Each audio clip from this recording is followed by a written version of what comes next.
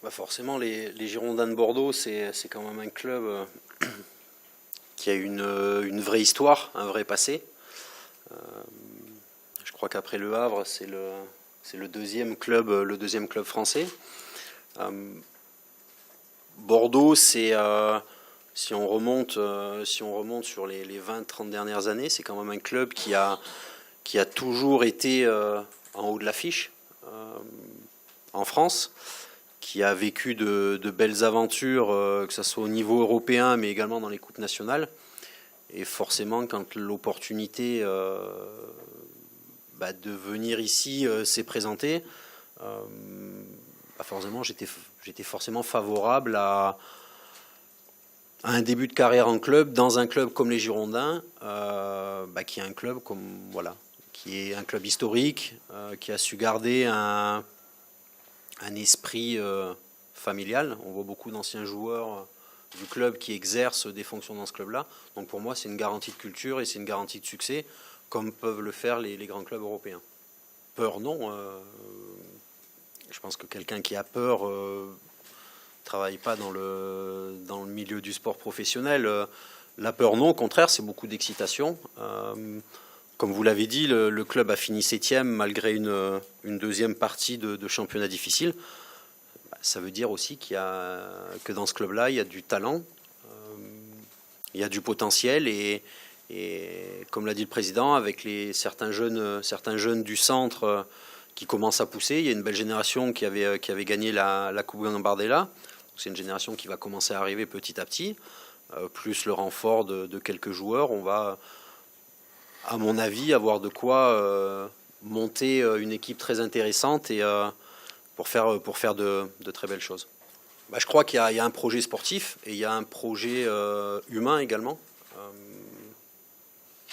Et j'ai été, je dirais, très sensible au discours du président Trio quand on s'est rencontrés il y a quelques semaines à Paris.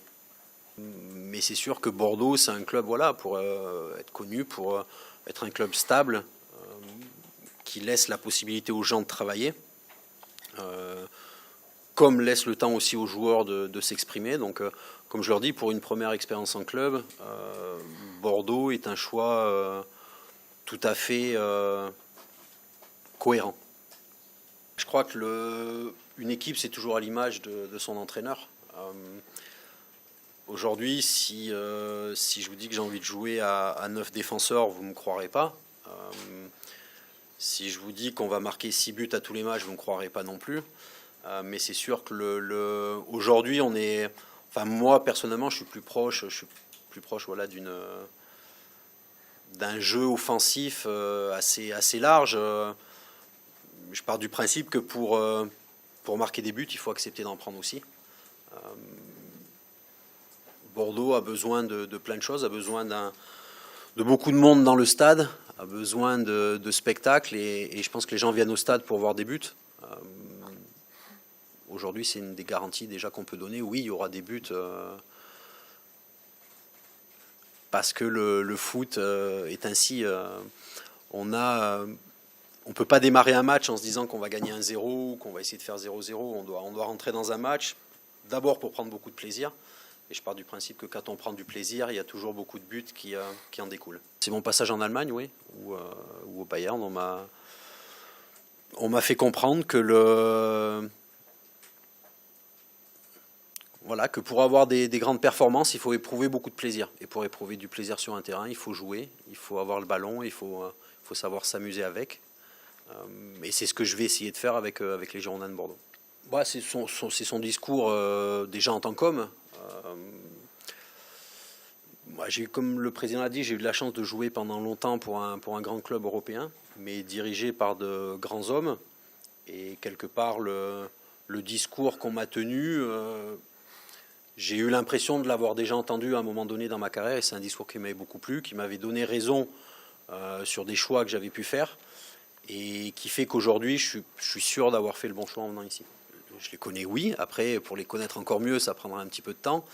Donc forcément, à la reprise, tous les joueurs sous contrat professionnel seront là à la reprise. Et Et l'effectif évoluera justement après une prise de connaissance beaucoup plus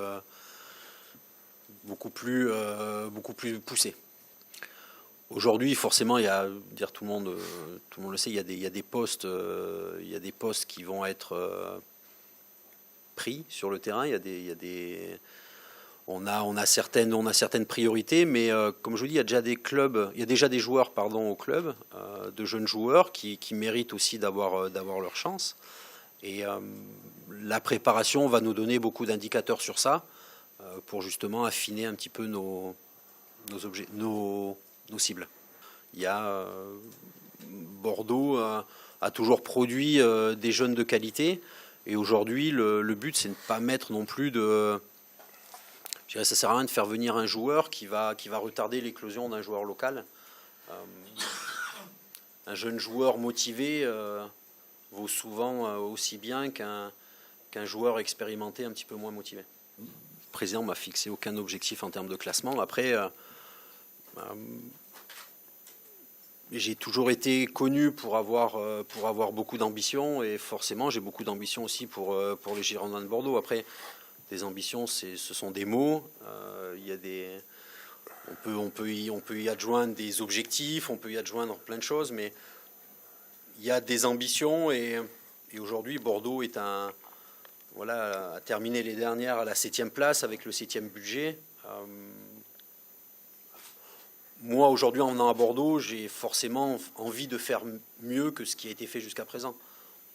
Mais les critiques font partie du jeu. Le monde du foot est un monde très large, avec des acteurs, des spectateurs, des joueurs, des consultants, des journalistes, des entraîneurs, des présidents.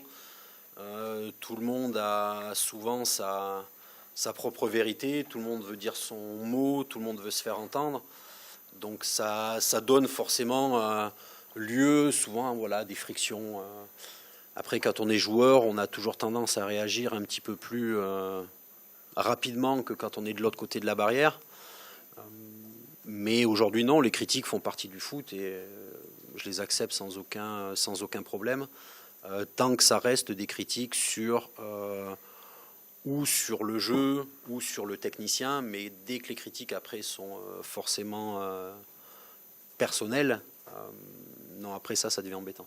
Eric, même s'il est avec les Bleus, a déjà établi un programme de préparation athlétique, donc sur les prochaines semaines. Il y a des gens en interne qui prendront le relais en attendant qu'il revienne. Donc non, c'est pas, il n'y a pas de souci. Avec certains départs, il y aura en défense centrale, mais il n'y aura pas que en défense centrale. Mais comme je vous dis, d'abord, l'objectif, c'est de faire connaissance vraiment d'une manière plus approfondie avec tout le groupe, pour après établir de véritables besoins. Aujourd'hui, si l'effectif doit être renforcé, il faut que ça soit de manière qualitative et non pas quantitative. Ah non, non, le travail a déjà été fait. Il y a déjà éventuellement des cibles qui ont été identifiées, mais on est en année un peu spéciale avec une Coupe du Monde, avec un marché qui bouge très peu au jour d'aujourd'hui. Donc ça nous donne le temps de peaufiner nos recherches et de travailler au mieux pour que l'équipe soit performante l'année prochaine. Enfin, l'année qui arrive, pardon. Non, mais après, le système, c'est souvent des noms qu'on met sur une feuille pour se les représenter. Après, ce qui compte, c'est surtout l'animation de jeu. Et aujourd'hui, qu'on joue avec une pointe ou avec deux pointes, ou un milieu à 3 ou un milieu à 4, c'est souvent l'animation dans ces systèmes-là qui est important. Donc, ce que je préfère, le système qui gagne.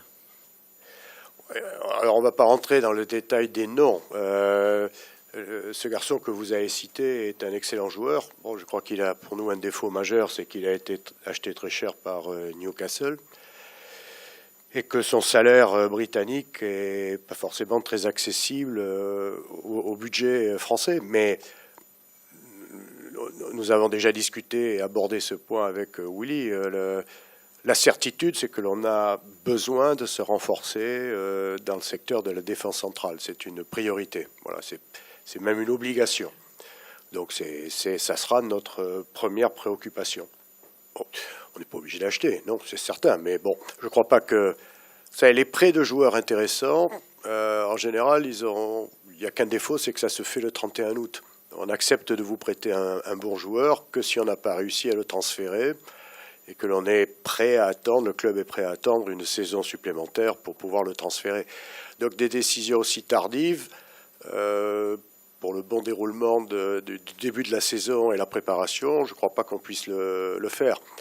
On pourra peut-être compléter dans ces conditions un effectif par un prêt tardif, mais il faudra que sur la défense centrale, on ait anticipé bien en amont pour pouvoir démarrer la saison avec, ne serait-ce qu'en nombre, un effectif suffisant.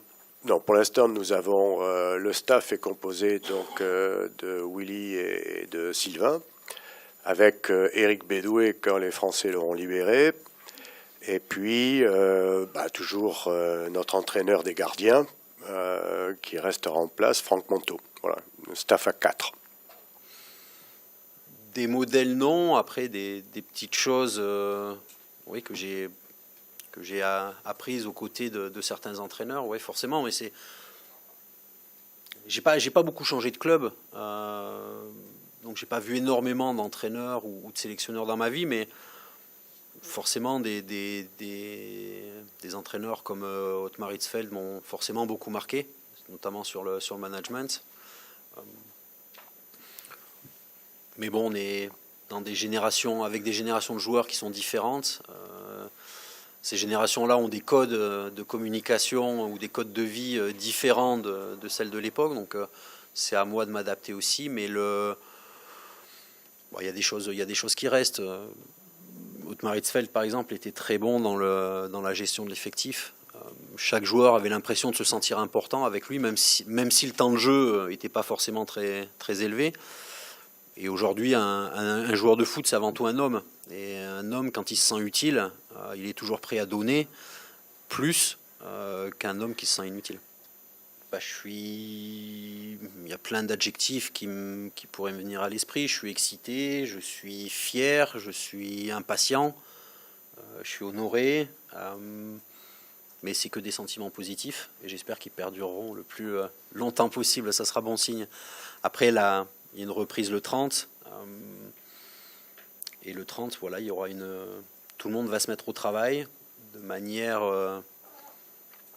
acharnée, avec, comme on l'a dit au début, avec beaucoup d'ambition, mais également, moi, un de mes objectifs personnels, c'est que chaque joueur de Bordeaux éprouve beaucoup de plaisir à venir s'entraîner tous les jours.